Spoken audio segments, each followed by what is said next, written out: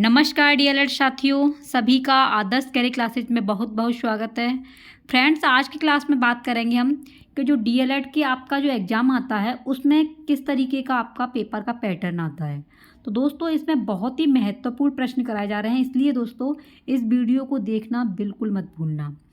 जैसा कि आपको पता है कि आपके एग्ज़ाम बहुत ही नज़दीक हैं, तो आप भी अपनी तैयारी को बेहतरीन बनाइए। तो दोस्तों, आप इसमें जैसा देख पा रहे हो कि आखिरकार आपके जो डीएलएड का जो एग्ज़ाम होता है वो कैसे आएगा, किस तरीके का पेपर आएगा, तो आप इसमें देखेंगे। वो भी आपको पूरा सॉल्यूशन मिलेगा, पूरा हल सहित मिलेगा। तो इस टाइप के पेपर आपके एग्ज़ाम में आते हैं। तो बात कर लेते हैं फ्रेंड्स आपके एग्ज़ाम पेपर की कि किस तरीके का आपका मॉडल पेपर आता है। सबसे पहले दोस्तों, आपको वस्तुनिष्ठ प्रश्न देखने को मिलेंगे।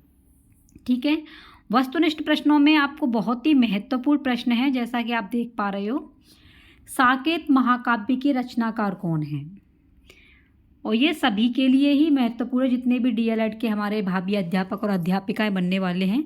तो दोस्तों, एक बार मेहनत ऐसी कर लीजिए कि आपका एक ही बार में क्लियर हो जाए, जिससे आप जो है आपका सीटेट या यूपीटेट देखने को मिलेगा, तो उसमें आप बैठ सकें।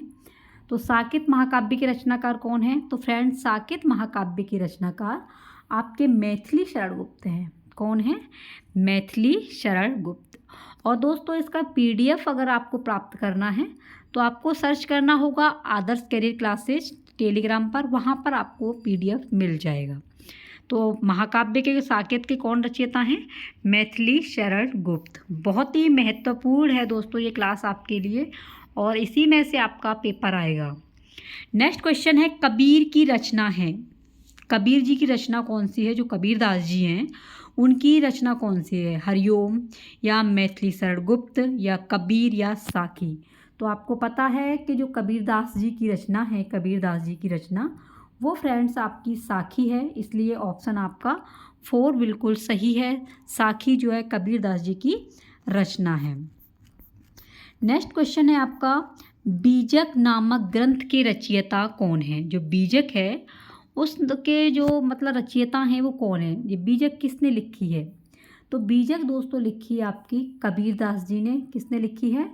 कबीरदास जी ने बीजक रचना को लिखा है, इसलिए इसका थर्ड ऑप्शन बिल्कुल सही है। तो जिन भावी अध्यापक और अध्यापिकाओं ने अभी तक चैनल को सब्सक्राइब नहीं किया है, तो दोस्तों चैनल को फटाफट से सब्सक्राइब कर देना, और जितना हो इस वीडियो को शेयर कर देना। बहुत ही महत्वपूर्ण एकदम धांसू क्लास है फ्रेंड्स, आपके पेपर के लिए इतनी हेल्पफुल है कि आपको ये पता पड़ जाएगा कि आखिरकार आपका एग्ज़ाम का पैटर्न आता किस तरीके से है। ठीक है फ्रेंड्स, तो इसका जो सही जो आंसर है वो है आपका कबीरदास, यानी कि थर्ड ऑप्शन बिल्कुल राइट है। नेक्स्ट क्वेश्चन है आपका, काव्य की आत्मा है। तो काव्य की आत्मा किसे कहा जाता है? रस को, छंद को या अलंकार को, या कोई नहीं? तो फ्रेंड्स, काव्य की आत्मा कहा जाता है रस को। किसे कहा जाता है? रस को दोस्तों काव्य की आत्मा कहा जाता है, इसलिए इसका सही ऑप्शन है वो है आपका फर्स्ट ऑप्शन रस। अगला क्वेश्चन है आपका, व्यंजनों के कितने भेद होते हैं? व्यंजनों के आपको भेद पूछा है, तो 1 है, 10 है या 8 है या 3 है? तो देखिए, व्यंजन का एक भेद तो होता नहीं है, 10 भी नहीं होते, 8 भी नहीं होते हैं। तो दोस्तों व्यंजनों के कितने भेद हैं? तो व्यंजनों के जो भेद हैं वो है आपके 3 व्यंजन होते हैं, इसलिए ऑप्शन आपका 4 बिल्कुल राइट है। तो ये थे आपके महत्वपूर्ण आपके बहुविकल्पीय प्रश्न। और इसके बाद में दोस्तों जो है ये इतने महत्वपूर्ण हैं जो आपकी परीक्षा में आएंगे।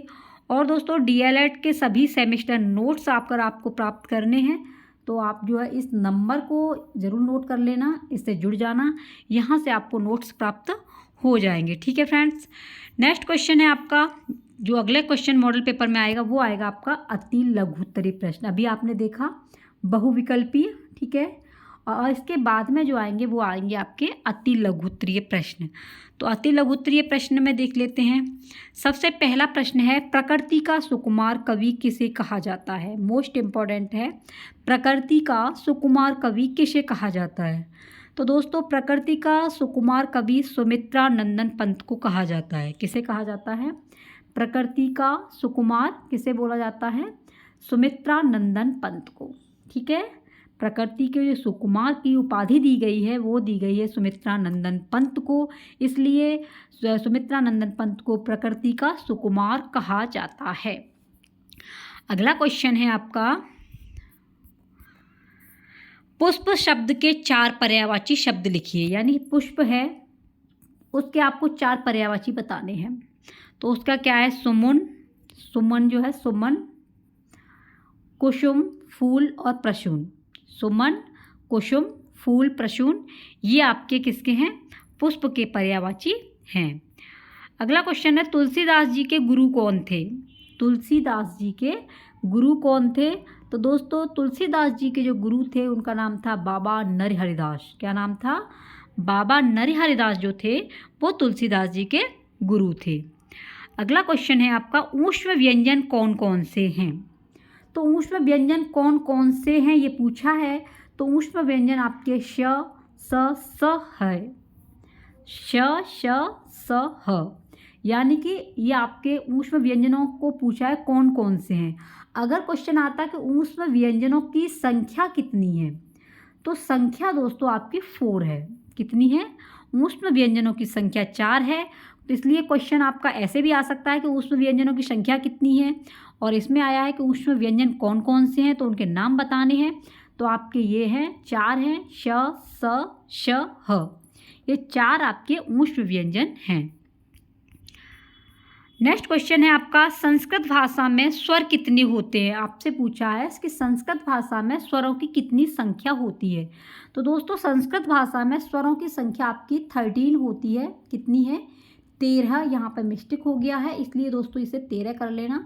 तो संस्कृत भाषा में स्वरों की संख्या आपकी 13 है, 13 है। अगला क्वेश्चन है आपका, श्री रामचरितमानस, श्री रामचरितमानस नामक काव्य की रचना किसकी है। तो ये श्री रामचरितमानस नामक काव्य की रचना किसकी है। तो ये रचना लिखी है आपकी गोस्वामी तुलसीदास जी ने। रामचरितमानस की रचना किसने लिखी है, गोस्वामी तुलसीदास जी ने रामचरितमानस को लिखा है। ठीक है।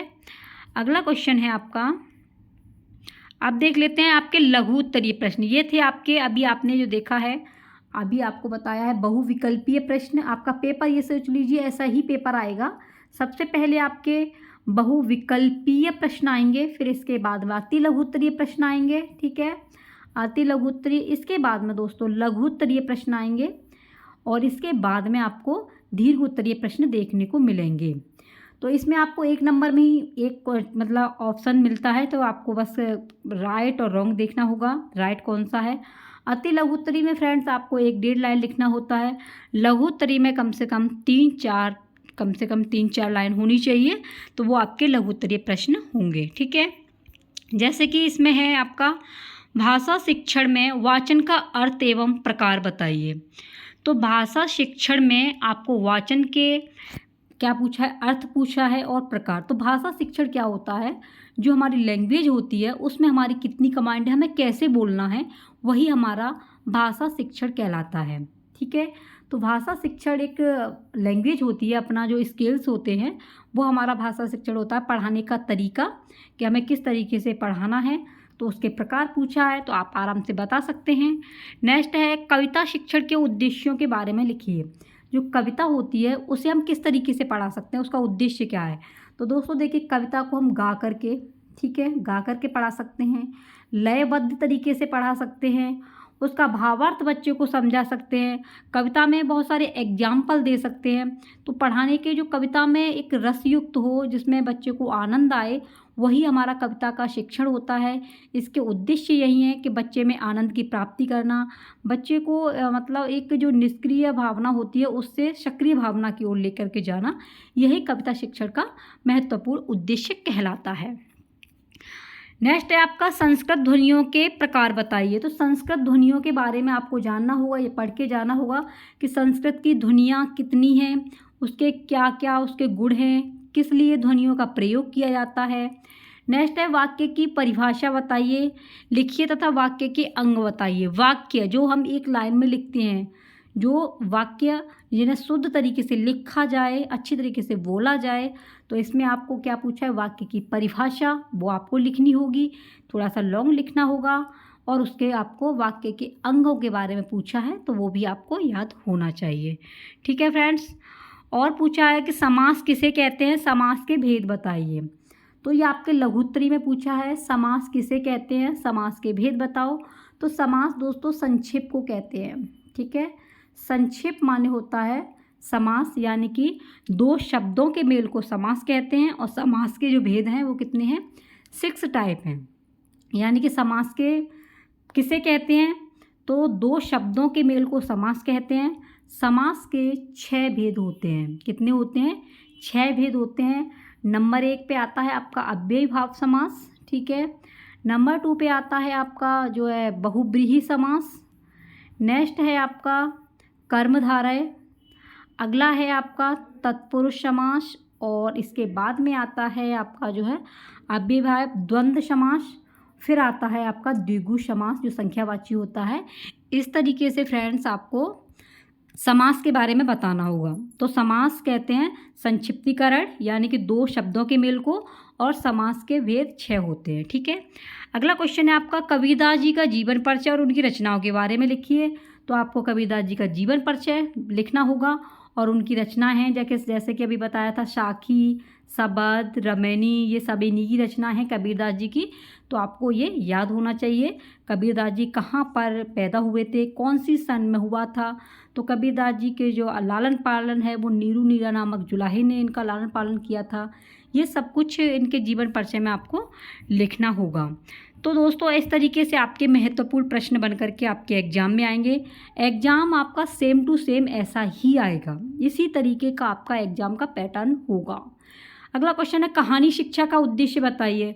तो कहानी शिक्षा क्या होती है, कहानी शिक्षा एक रोचक होती है जो बच्चों को हम जैसे कहानियाँ सुनाते हैं, उससे क्या है बच्चों को नींद नहीं आती है, बच्चा जो है अच्छी तरीके से कहानी की तरफ मोटिवेट होता है।